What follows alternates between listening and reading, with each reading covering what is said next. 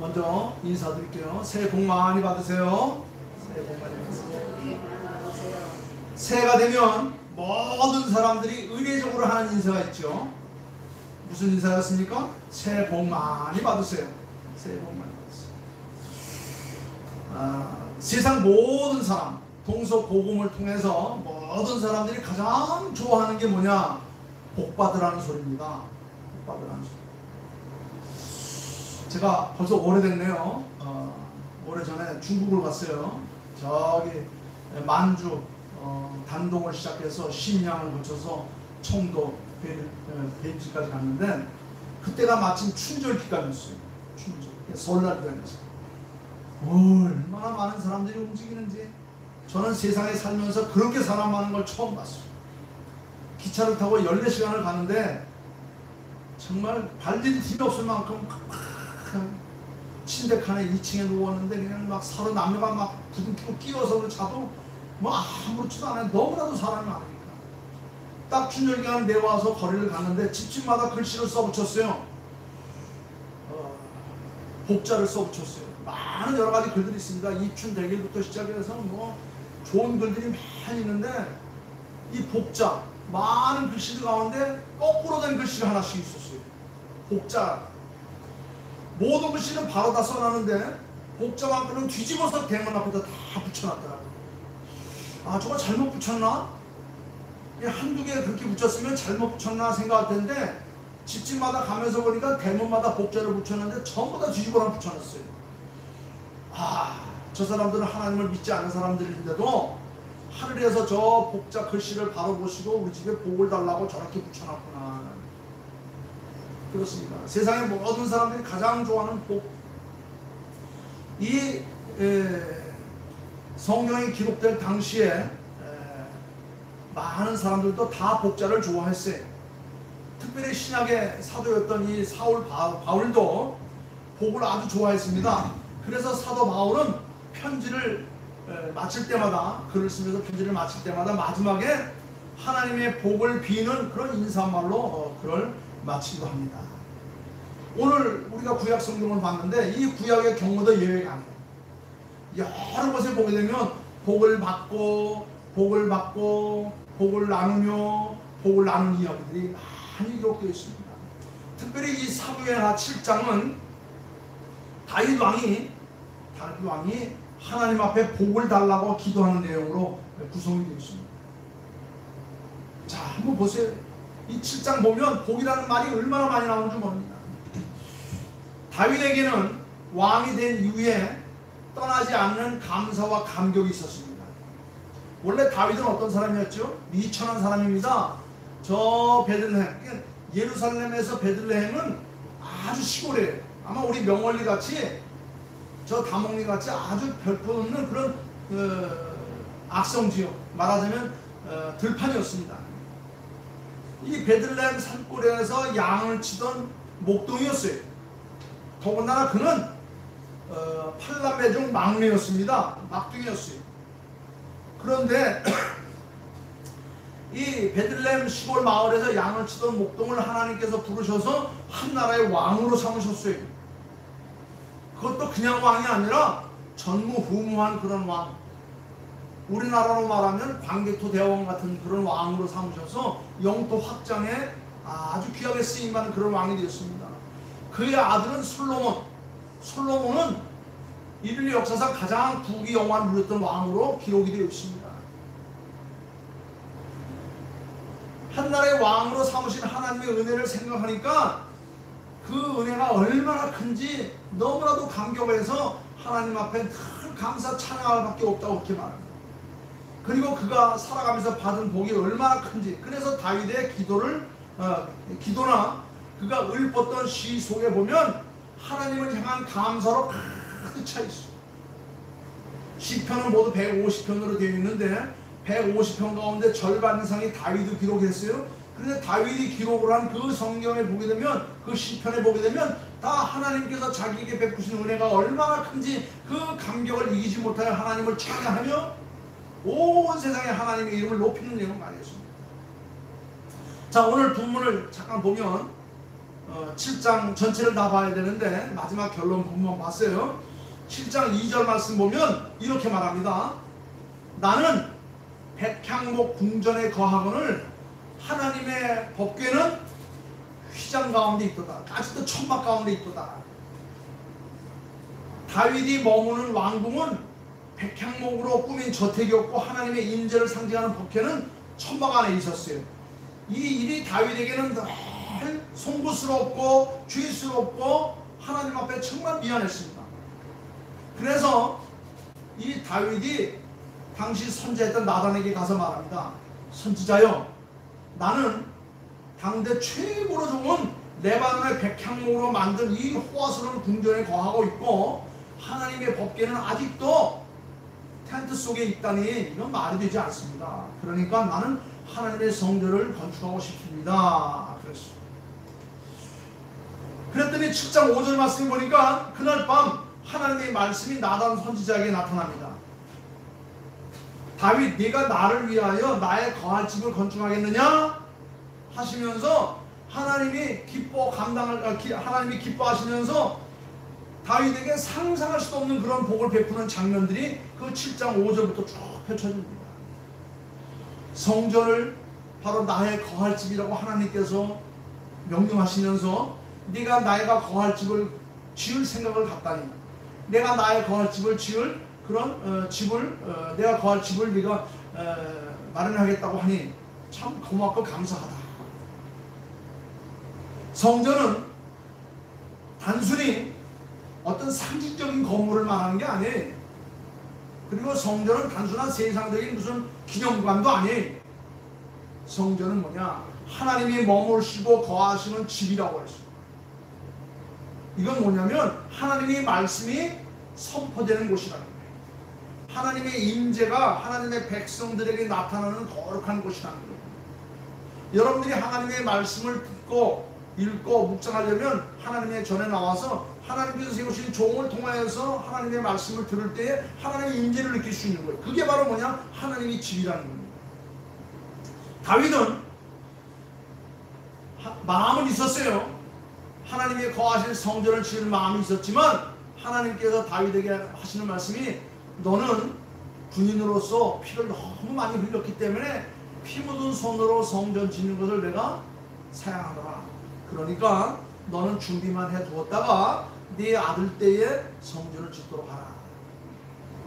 그래서 결국 다윗은 성전을 짓지 못하고 그 마음만 가지고 있었어요. 그 뜻만 가지고 있었어요. 그리고 준비할 수 있는 모든 걸 다 갖췄습니다. 그리고 그의 아들 때에 가서 성전을 중축하기 시작합니다. 그런데 하나님은 다윗의 그 마음을 보시고 그것을 아주 기뻐하시며 하나님께서 그에게 감당할 수 없는 그런 복을 주셨던 거예요. 여기서 배울 수 있는 교훈이 뭐냐? 그것은 하나님이 거하실 집을 짓는다는 것은 복받는 일이라는 것이고 그 어떤 마음을 품느냐에 따라서 복을 받을 수 있고 저주를 받을 수 있다는 거예요. 성전 건축에는 적극적인 동참 그리고 또 방해하는 무리들 여러 가지가 있을 수 있겠지만 그러나 하나님께서는 성전을 지을 마음을 가졌다고 하는 그 자체부터 하나님께서 귀히 여기시면서 네가 나의 임재를 바라는구나, 네가 나의 뜻을 살피기를 원하는구나, 하나님은 그것을 귀히 여기신다는 거예요. 그러니까 하나님의 말씀이 선포되는 이 거룩한 전에 우리가 함께 할 수 있다는 것 자체가 바로 내가 복을 받을 수 있다고 하는 거예요. 다윗의 마음을 행하신 하나님이 주신 복이 9절 이하부터 쫙 펼쳐집니다. 9절에 보면 이렇게 말합니다. 네가 어디를 가든지 내가 너와 함께 있어 네 모든 대적을 네 앞에서 멸하였으니 세상에서 존귀한 자의 이름과 같이 내 이름을 존귀케 만들어 주리라. 여러분, 다윗은 이때부터 그의 이름이 온 열방에, 온 세상에, 온 세계 세대를 넘쳐서 다윗의 이름이 펼쳐나가기 시작한 거예요. 지금도 전 세계 많은 사람들이 다윗의 이름을 모르는 사람이 없어요. 다윗의 이름, 하나님께서 다윗의 마음을 헤아리시고 나서 하시는 말씀이 제일 먼저 말씀이 네가 어디로 가든지 내가 너와 함께 있어. 내 모든 대적을 내 앞에서 멸할 것이며 세상 존귀한 자의 이름같이 네 이름을 존귀하게 만들 것이다. 저 베들레헴 들녘에서 양을 치던 그 볼품없었던 다윗이 하나님 앞에 부름받아서 하나님 마음에 합한 자가 되었고 하나님의 나라와 교회를 위해서 힘써 일하니까 하나님께서 그에게 감당할 수 있는 복을 주셨다는 거예요. 그렇습니다. 하나님은 모든 이름, 모든 왕 위에 뛰어난 이름의 사람이 되게 하셨다는 겁니다. 자, 또 그 다음에 두 번째는 뭡니까? 12절 말씀 보면 두 번째 복을 주시는데 네 후손이 복을 받고 네 나라가 견고하게 서리라. 여러분, 왕이 복을 받으면 나라가 잘 되고 왕이 저주를 받으면 왕도 나라도 백성도 다 힘든 거예요. 아무리 환경 요건이 좋고 지하 자원이 많아도 왕이 잘못하면 그 밑에 백성은 다 굶주리는 거예요. 여러분, 남한과 북한 한번 비교해 보세요. 북한은 남한보다도 자원이 무궁무진하게 많습니다. 세상에 금도 북한이 제일 많았어요. 석탄도 제일 많습니다. 기가 막힌 자원들이 엄청나게 많아요. 그런데도 불구하고 북한이 우리나라보다도 약 40배 이상 못 살고 있지 않습니까? 왜 그래? 지도자가 잘못하면 그 백성들이 굶주리는 겁니다. 저는 오늘 아침에 예배드리러 오면서 우리 이 권사님 딱 모시고 오는데 차 떡더니까 마당에 차가 가득해요. 근데 권사님 혼자서 그 추운데 올라와서 딱 서 계시는 거예요. 권사님, 새해 복 많이 받으세요. 그랬더니 권사님 인사를 했어요. 자네들이 많이 왔나봐요. 교회 가는데 뭐라고 안 그래요? 자네들이 전부가 다 교회 뭐하러 가세요? 추운데. 그랬더니 권사님 하신 말씀이, 야 이놈들아, 하나님 앞에 예배 드리러 가야지. 집에 먹을 것도 많으니까 너희들끼리 마음껏 먹고 그러고 가. 그러고 오셨다는 거예요. 그러면서 어머니는 오셔서 누구 위해서 기도했어요? 그 자녀들 위해서 기도한 겁니다. 한평생 동안 기도하셨어요. 그 자녀선들이 잘 될 수밖에 없어요. 이미 그저께는 또 셋째가 와가지고 법적 떠다 갔답니다. 막 손주의 손주까지도 와서 그냥. 하나님 앞에 기도하는 사람이 있으면 그 자녀선들이 만복의 복을 받는 거예요. 제가 지난 주일날 르호보암의 얘기를 했죠. 다윗의 아들 솔로몬의 아들 르호보암 때 나라가 갈라집니다. 왜 그렇습니까? 솔로몬이 말년 때에 하나님의 마음에서 떠났기 때문에 그 자녀선들이 벌을 받는 거예요. 솔로몬이 왜 복을 받았죠? 그 아버지 다윗이 하나님 마음에 합한 일을 하니까 그 솔로몬이 복을 받은 거예요. 솔로몬이 잘못하니까 그 자녀선들이 벌을 받은 거예요.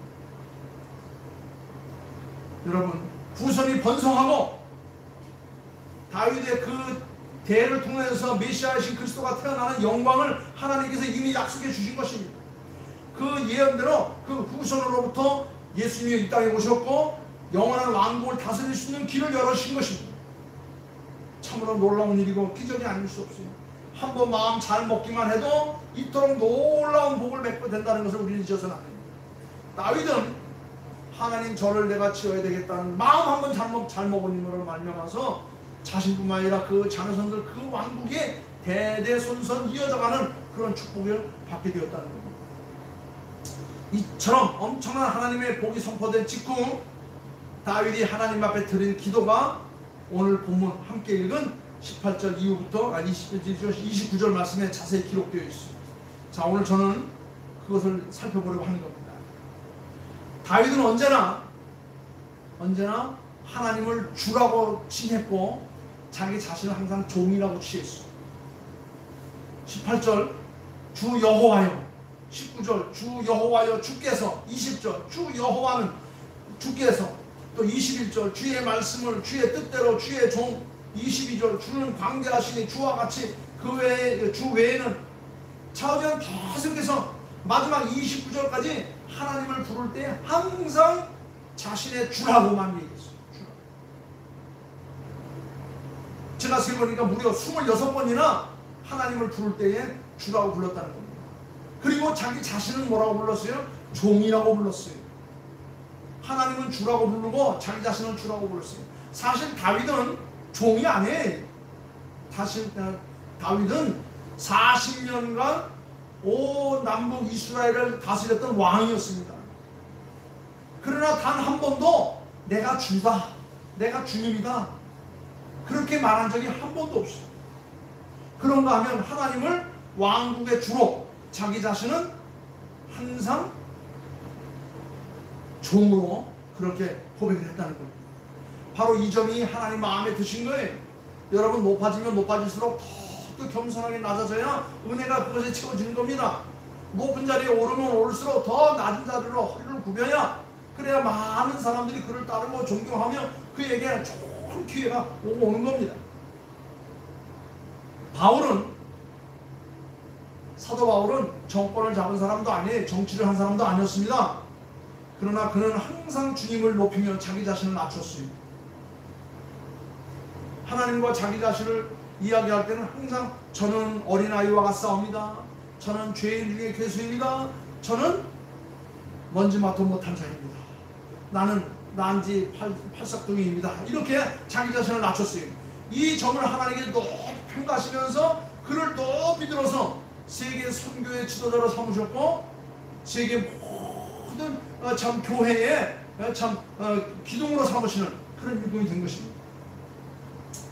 잠언서에 보게 되면 의인이 많아지면 백성이 즐겁게 되고 악인이 권세를 잡으면 백성들이 탄식을 한다고 했습니다. 지도자가 지혜로우면 모든 국민들이 항상 행복하고 즐겁게 살 수 있지만, 지도자가 악하게 되면 모든 백성들은 탄식에 빠진다고 했습니다. 가정도 마찬가지고, 직장도 마찬가지고, 사회도 마찬가지고, 국가도 마찬가지고. 왜냐하면 하나님은, 악인은 하나님이 늘 대적하시게 된다는 거예요. 여러분, 악인은 항상 하나님을 대적하고 항상 교만하며 항상 건방지고 자기만 자신만 드러내려고 합니다. 그런 사람들이 정권을 잡으면 나라가 어려워질 수밖에 없어요. 그런 사람들이 뭔가를 하려고 하면 모든 사람들이 다 도망을 가고 마는 겁니다. 사랑하는 성도 여러분, 우리는 다윗을 본받는다면 바로 이렇게 하나님을 나의 주로 섬길 수 있고, 또 나는 그 주의 종에 지나지 않는다고 겸손한 마음을 가지고 하나님을 향한 아름다운 마음을 가지고 있으면 하나님은 그것을 가지고 감동감화를 하시는 거예요. 제가 늘 설교할 때 말하지 않습니까? 우리가 복받는 비결은 다른 데 있잖아요. 하나님을 감동만 시키면 하나님의 것을 다 내 것으로 삼을 수 있어요. 자녀들은 부모를 감동만 시키면 부모는 여러분들이 하는 거 그 이상으로 더 많은 걸 쏟아부어요. 하나도 아까워하지 않아요. 다 주어도 더 주고 싶은 게 부모의 마음이고, 더 많은 것을 베풀어 준 것이 하나님의 마음이에요. 중요한 것은 우리가 부모를 감동시키지 못하고, 하늘을 감동시키지 못하고, 나라의 법을 감동시키지 못하기 때문에 우리가 힘들고 어려워지는 거예요. 여러분, 다윗은 항상 자기를 종으로 낮춤과 동시에 자기 일에 최선을 다했고 종이 취할 행동과 할 일을 분명히 알고 행동하며 살았어요. 그래서 시편 145편 1절 말씀에 보면 다윗이 결론을 내리면서 이렇게 말합니다. 왕이신 나의 하나님이시여 내가 주를 높이고 영원토록 주의 이름을 내가 송축하리이다. 다윗은 오직 하나님만 찬양하며 살겠다고 했어요. 사람 눈치 보지 않았어요. 세상에 휘둘리지 않았어요. 회장도 사장도 총장도 장군도 다윗처럼 하나님을 높이고 자기 자신을 낮추면 하나님이 대신 높여주는 겁니다. 편은 입을수록 허리를 숙인다고 말했어요. 여러분, 우리도 손을 들고 나의 왕이신 주를 찬양합니다. 왕이신 나의 하나님, 내가 주를 영원토록 주의 이름을 송축하리이다. 아멘 하면 하나님은 그 말에 하나님 꺾고 넘어가시는 거예요. 우리 말로 하면 감동하셔서 그래도 뭘 원하느냐, 뭘 필요하느냐, 하나님은 하늘복을 확연 열어놓으시고 우리가 쌓을 것들로 없도록 흔들어 넘치도록 채워주신다고 성경은 우리에게 말씀하셨어요. 이 말은 헛말이 아니에요. 이 말을 아멘으로 믿으면 그건 내 말이 되는 거예요. 그걸 믿지 못하면 그건 남의 것이 될 수밖에 없어요. 자, 27절 말씀 보면 이제 이것을 눈치챈 다윗은 하나님 앞에 본격적으로 아주 기도합니다. 뭐라고 기도합니까?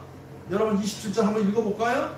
다같이 시작. 만군의 여호와 이스라엘의 하나님이여 주의 종의 귀를 기울이시고 이러시기를 내가 너를 위하여 집을 세우리라 하셨으므로 주의 종이 이 기도로 주께 간구할 마음이 생겼나이다. 그러면 주의 종이 이 기도로 구할 마음이 생겼나이다. 아, 하나님께서 복 주셨다고 말씀하셨으니 이제 그러면 내가 알아서 구합니다. 이제 하나님 내가 구하는 대로 다 주실 줄 믿습니다. 여러분, 우리 하나님의 백성들이 외워야 될 119 단어가 세 군데 있어요. 에레미야서 33장 3절, 너는 내게 부르짖으라 내가 널 구할 것을 채우리라. 그 다음에 마태복음 7장 7절, 구하라 찾으라 두드리라. 그 다음에 누가복음 11장 9절 말씀, 여기 말씀 보면 하나님께서 내게 구하라 그랬어요. 내가 다 힘을 주리라. 문제는 나의 믿음입니다. 29절 말씀 보니까 뭐라 그랬어? 자, 다시 한번 29절 읽어봅시다. 굉장히 중요한 말이에요. 오늘의 주제입니다. 시작. 이제 청하건대, 시작. 이제 청하건대 종의 집에 복을 주사 주 앞에 영원히 있게 하옵소서. 주 여호와께서 말씀하셨사오니 주의 종의 집이 영원히 복을 받게 하옵소서 하니라. 다윗도 복을 엄청나게 좋아했던 모양이에요. 엄청나게 복을 좋아했어요. 이제 하나님 제가 구합니다. 하나님 준비하고 계세요. 제가 구하는 거 하나님 감당할 수 있겠어요? 자, 구할 테니까 잘 들으시고 아낌없이 주셔야 됩니다. 자, 첫째, 주의 종의 복을 주시는데 주 앞에서 영원히 복을 주시옵소서. 여러분, 이런 기도할 마음이 있으세요? 이렇게 통 크게 기도해야 돼요. 시시하게 합격하게 해달라, 진급하게 해달라, 이런 기도가 아니에요. 그냥 하나님 종의 집에 복을 주시는데 어떻게 줘요? 영원히 주 여호와께서 말씀하셨으니까 주의 은혜로 종의 집이 영원히 복을 받게 하옵소서. 여러분, 이런 기도가 여러분들의 가정 위에 이루어지기를 주의 이름으로 축원합니다. 하나님을 우리는 복의 근원으로 알고 있습니다. 복을 주시는 분으로 고백하고 있지 않습니까? 복은 하늘에서 떨어지는 것도 아니고 땅에서 솟아오르는 것도 아닙니다. 바람결에 물쳐오는 것도 아닙니다. 사람이 택배가 배달오는 것도 아니에요. 다윗의 신앙은 복은 누가 주신다고? 하나님이 주시는 거예요. 하나님이 주시는 거예요. 우리 화천 군수님이 아주 믿음이 좋으신 분이에요. 삼천하 축제하기 전에 우리 목사님들 불러다가 조찬 기도회도 하고 또 삼천하 축제 기간도 모셔다가 우리 얼음판에서 기도했어요. 제가 올해 회장이라 가지고 삼천하 축제 시작하는 날 조찬 기도회도 하고 삼천하 기간 동안에 우리 화천구 방내에 있는 목사님들 전부 다 모시고 얼음판에 가서 군수님 무릎 꿇고 같이 기도했어요. 하나님이 도와주지 않으면 우리가 몇 달 준비했던 이 얼음도 아무 소용이 없습니다. 며칠 전에 날씨가 너무 따뜻하고 또 비가 왔죠. 온 군민들이, 군청들이 다 물 바가지를 다 퍼냈어요. 하나님 마음에 안 들면, 하나님 한번 삐지면 아무것도 안 되는 거예요. 하나님이 도와주시니까 영하 10도, 20도 탁 되니까 그냥 다 되지 않습니까? 여러분, 하나님께서 도와주지 않으면 안 된다고 하는 이런 믿음, 우리는 그렇게 살아오고 있습니다. 하나님은 복의 근원이요, 복을 주시는 분입니다. 여러분, 복을 별로 좋아하지 않는 사람도 없잖아, 있어요. 그들은 기독교를 뭐라고 말해요? 기독교는 기복종교라. 맨날 복이나 달라고 졸라대는 차원 낮은 종교라고 이렇게 비판하기도 합니다. 물론 예수 믿고 교회 다니는 목적이 복 때문만은 아니에요. 복은, 잘 들으세요, 결과이지 목적이 아니라는 겁니다. 예수님을 잘 믿고 교회 신앙생활 잘 하니까 복을 받은 것이고, 교회를 섬기고 충성을 했더니 복을 받게 된 거예요. 복은 하나님께서 우리에게 서비스를 준 거예요. 보너스를 준 거예요. 상여금으로 준 겁니다. 우리가 복을 안 받아도 예수님 믿는 것만으로도 감사하면 그게 복이라는 자체로 우리가 안 믿고 살아가면 하나님께서 우리가 이 땅에 사는 날 동안 먹고 입고 쓰고 장사하는 모든 걸 다 덤으로 주신다는 겁니다. 복 받기 위해서 교회 다니는 건 아니에요. 그러나 우리가 교회 다니다 보니까 하나님께서 복을 덤으로 주신 거예요. 자, 오늘 다윗의 기도를 한번 잘 보세요. 다윗의 기도는 영적인 축복을 바라고 있는 거예요. 다윗이 기도할 때 내가 왕으로 있는 기간 동안 복을 내려주셔서 나라가 잘되고 백성이 편안하고 경제사정이 안정되고 먹고 살기 걱정이 없는 편안한 나라가 되게 해달라고 이렇게 기도하지 않았어요. 다윗의 기도는 어떤 세상적으로 잘 입고 먹고 사는 그런 기도가 아니었습니다. 영원히 우리 가정과 가문이 복받는 가정이 되게 해달라. 이 말은 뭐냐? 우리가 하나님을 떠나지 않고 하나님 앞에 예배하는 삶을 통해서 영원토록 하나님이 우리와 함께하는 삶이 임마누엘의 삶이 되게 해달라고 기도한 거예요. 다윗은 자기 전 40년 동안 단순히 무슨 나라 살되고 백성 편하게 해달라 그런 것도 아니었습니다. 다윗은 영원히 있게 없어. 영원히 복을 받게 없어서라고 이 말을 직역을 하면 영원히 왕노릇하게 해주시고 영원히 내 정권이 저 사탄마귀 악령에게 빼앗기지 않도록 하나님께서 지키시는 그런 거룩한 나라가 되게 해달라고 기도한 것입니다. 영원히 존재하시는 분도 영원을 다스리는 분도 오직 하나님 한 분뿐이잖아요. 그러니까 다윗의 기도는 영원하신 하나님을 바라고 믿고 하나님께서 자신의 왕권과 정권과 미래를 맡겠다는 겁니다. 다시 말하면 영원하신 하나님과 동의하면 나도 영원하신 분 복을 받게 된다는 겁니다. 그리고 다윗의 후손으로 오실 메시아를 통하여서 다윗의 나라가 이어질 것을 내다보면서 드린 그런 믿음의 기도예요. 여러분, 사실 다윗은 자기가 구하고 바란 대로 다 받게 됩니다. 싸우면 이겼고 40년간 왕위에 있으면서도 가장 강력한 국가를 만들었어요. 영토를 넓혔고 백성은 평안했고 국력은 신장되었습니다. 당시 중동 지역의 수많은 나라들이 그의 명성을 듣게 되었던 것입니다. 물론 다윗의 왕조라고 해서 문제가 없었던 것은 아니지만 그럴 때마다 그는 재빠르게 기도함으로 모든 문제를 풀어갔고 가장 위대한 왕으로 나라를 다스리면서 그의 명성이 자자하게 퍼져나가게 된 겁니다. 그러나 가장 중요한 것은 무엇보다도 그의 기도대로 그의 나라가 영원한 나라로 승화되는 것입니다. 그래서 오늘 말씀 보니까 종의 집에 복을 주옵소서. 종의 집에 영원히 복을 받게 하소서. 대대손손 자자승승 믿음의 자녀들로 하나님을 경외하며 그 말씀의 윤리와 법도를 지켜서 복받는 자녀선들이 이어져 갈 수 있도록 하게 해달라고 하는 겁니다.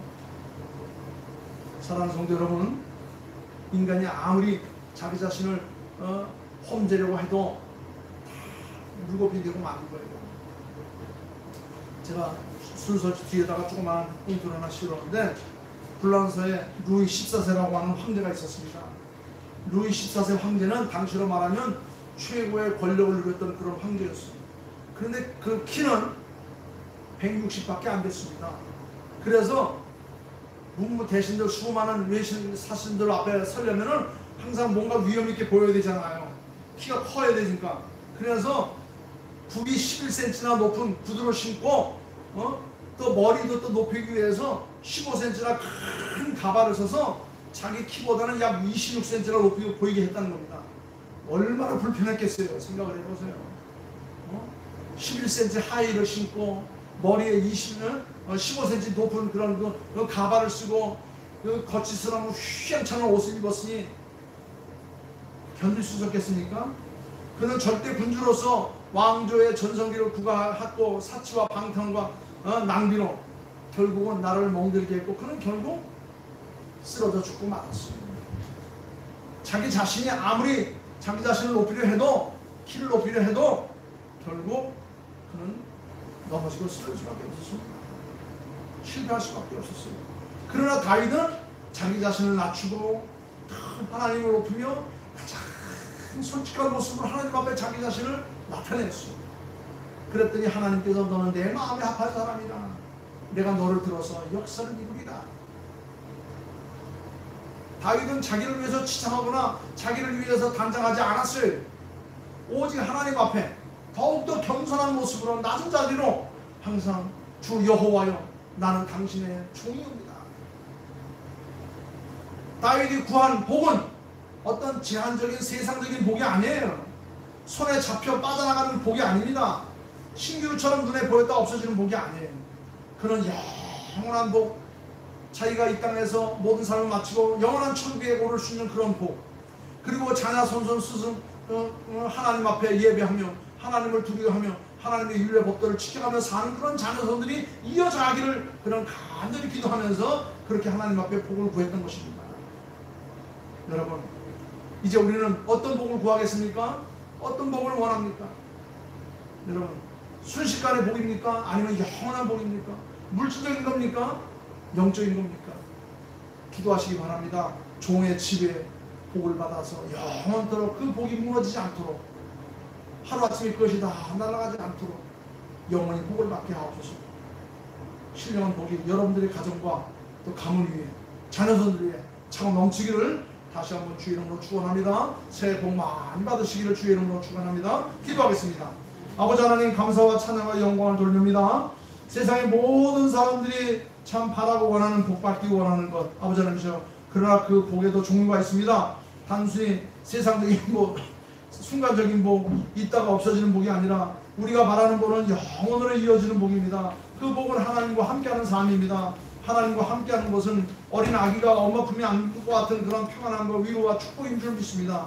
오늘 주신 말씀을 통하여 우리 모두가 다 하나님 앞에 복받는 자가 되게 하여 주시옵소서. 우리가 예수를 믿었더니 자동으로 복을 받는 이런 놀라운 축복의 역사가 이어져가게 하여 주시옵소서. 감사하며 우리에게 복 주시기를 원하시는 우리 주 예수 그리스도의 이름 받들어 기도하옵나이다. 아멘. 아멘.